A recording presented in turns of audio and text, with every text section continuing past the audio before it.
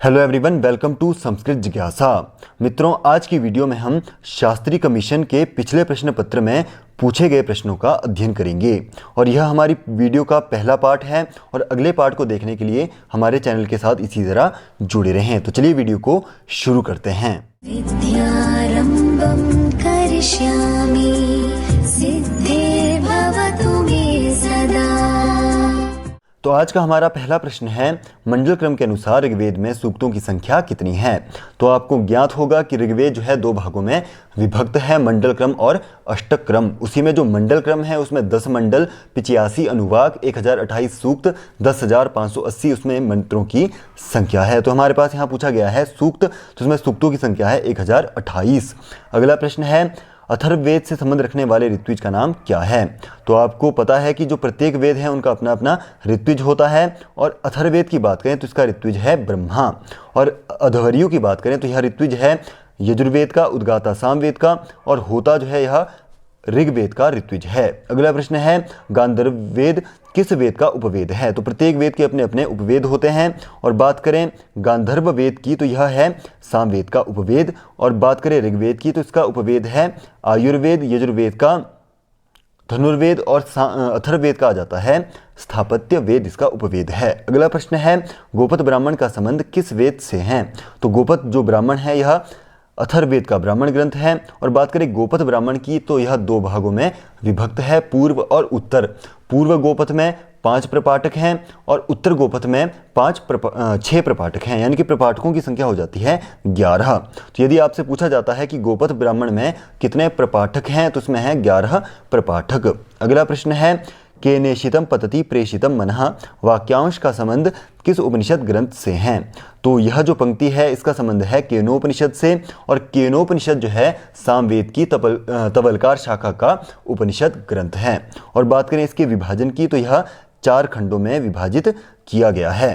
तो इसका option number B जो है इस प्रश्न का सही उत्तर आपका हो जाएगा। अगला प्रश्न है, संस्कारों का वर्णन किस सूत्र ग्रंथों में उपलब्ध होता है। तो आपको पता है कि षड वेदांग में जो हमारा कल्प वेदांग है वह 4 भागों में विभक्त है, श्रौत सूत्र, गृह सूत्र, धर्म सूत्र और शूल्ब सूत्र। उसी में जो संस्कारों का वर्णन है वह मिलता है गृह्य सूत्र में। तो इसमें आपको ऑप्शन नंबर सी जो है सही उत्तर इसका हो जाएगा। अगला प्रश्न है, वेद पुरुष का हस्त किस वेदांग को कहा गया है।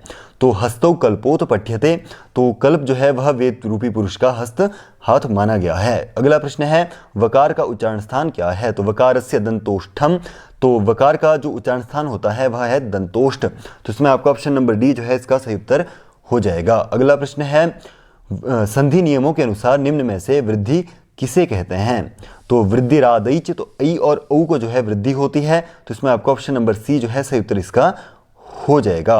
अगला प्रश्न है, विष्णु इमो में प्रगृह्य संज्ञा विधायक सूत्र कौन सा है। तो आपने सिद्धांत कौमुदी में अच संधि प्रकरण में आपने गृह्य संज्ञा सूत्र पढ़े होंगे। उनमें से जो इदुदे द्विवचनम प्रगृह्यम सूत्र है वह विष्णु इमो, हरि इमो इत्यादि जो शब्द हैं उनको प्रगृह्य संज्ञा करता है। तो इसमें आपका ऑप्शन नंबर ए जो है सही उत्तर इसका हो जाएगा। अगला प्रश्न है, विश्वपा शब्द का द्वितीय विभक्ति के बहुवचन में क्या रूप बनता है।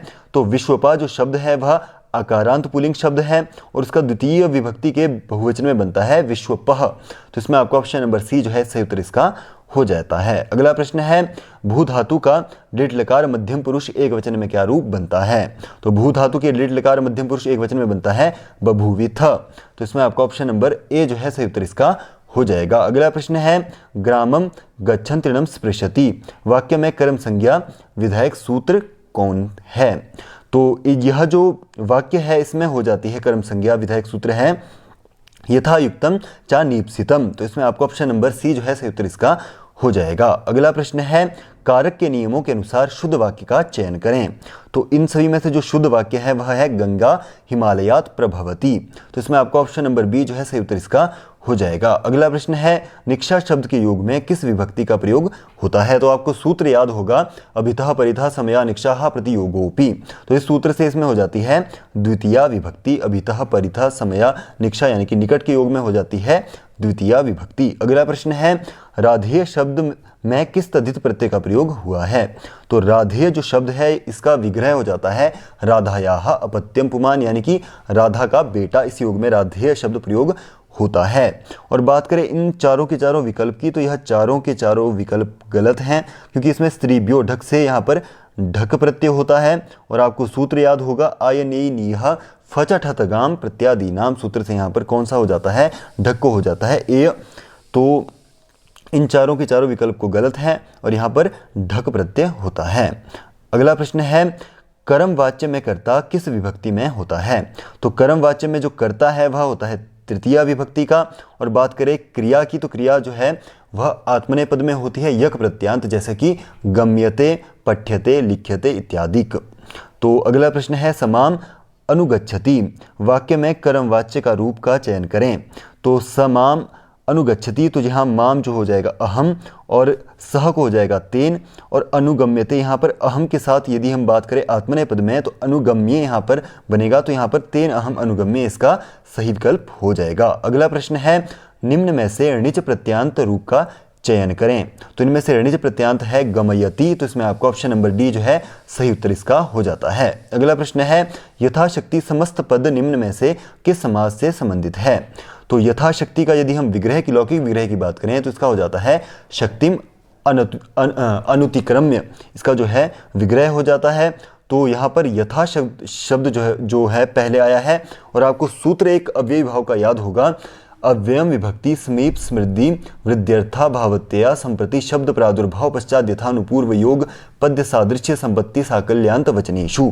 तो यहाँ पर जो यथा शब्द है उसके योग में यहाँ पर हो जाता है अव्ययी भाव समास। तो इसमें आपको ऑप्शन नंबर ए जो है सही उत्तर इसका हो जाएगा। अगला प्रश्न है निम्न में से द्विगु तत्पुरुष समास का उदाहरण है।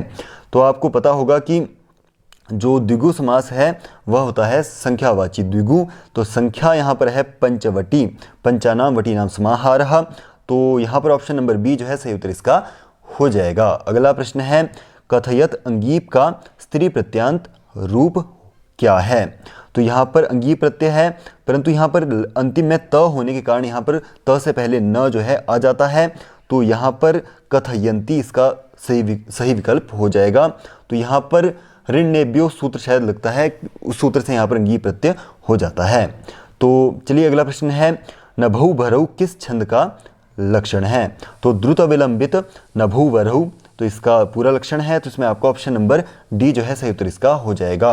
अगला प्रश्न है जहां उपमान की अपेक्षा उपमेय में कुछ उत्कृष्टता अथवा न्यूनता प्रदर्शित की जाए उस अलंकार का नाम क्या है। तो इस विषय में हमें सूत्र एक लक्षण मिलता है उपमानाद यदन्यस्य व्यतिरेकस एव सह। तो इसके लिए जो होगा व्यतिरेक अलंकार उसमें हो जाता है। तो इसमें आपका ऑप्शन नंबर ए जो है सही उत्तर इसका हो जाएगा।